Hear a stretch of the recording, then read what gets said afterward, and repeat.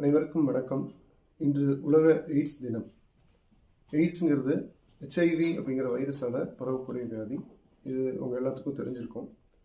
இந்த எய்ட்ஸ் வியாதியில் விண்டோ பீரியடோட முக்கியத்துவத்தை பற்றி நான் உங்களுக்கு இன்றைக்கி சொல்கிறேன். விண்டோ பீரியட் அப்படின்னா என்னென்னா, ஒருத்தருக்கு ஹெச்ஐவி வைரஸ் பாதிக்கப்பட்டு அவருக்கு அந்த அறிகுறி தெரிஞ்சோ தெரியாமையோ டெஸ்ட் பண்ணதுக்கப்புறம் அந்த டெஸ்ட்டு பாசிட்டிவ்னு வரக்கூடிய டைம். ஹெச்ஐவி கண்டுபிடிக்கிறதுக்கு நிறைய டெஸ்ட் இருக்குது.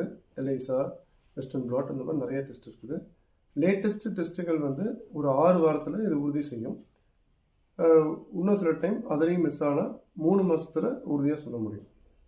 இதை எதுக்கு நான் இன்றைக்கி உங்களுக்கு சொல்கிறேன் அப்படின்னா, ஏதோ ஒரு வழியில் ஹெச்ஐவி பாதிப்பு ஒருத்தருக்கு இருக்குதுன்னு அவங்க சந்தேகப்பட்டால் அவங்க இந்த டெஸ்ட் மூலிமா உறுதி செய்கிறதுக்கு முன்னாடி நார்மல் பேஷண்ட்ஸ்க்கு பிளட் டிரான்ஸ்ஃபியூஷன், பிளட் டொனேஷன் இந்த மாதிரி விஷயங்களை கண்டிப்பாக அவாய்ட் பண்ணணும். ஏன்னா அவங்க எந்த தவறுமே செய்யாமல் இந்த வைரஸால் பாதிக்கப்பட்டுருவாங்க.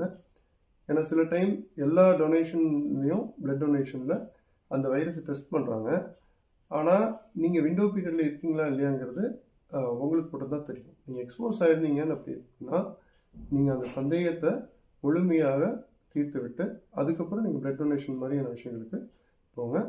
ஏன்னா நம்ம ஒரு 3 மாதம் வரைக்கும் சில டைம் உங்கள் டெஸ்ட்டு பாசிட்டிவாக இல்லாமல் இருக்கலாம். ஆனால் வைரஸ் உள்ளார வேகமாக மல்டிப்ளை ஆகிட்டு இருக்கனால அது இன்னொருத்தவங்களுக்கு போய் சேர முடியும்.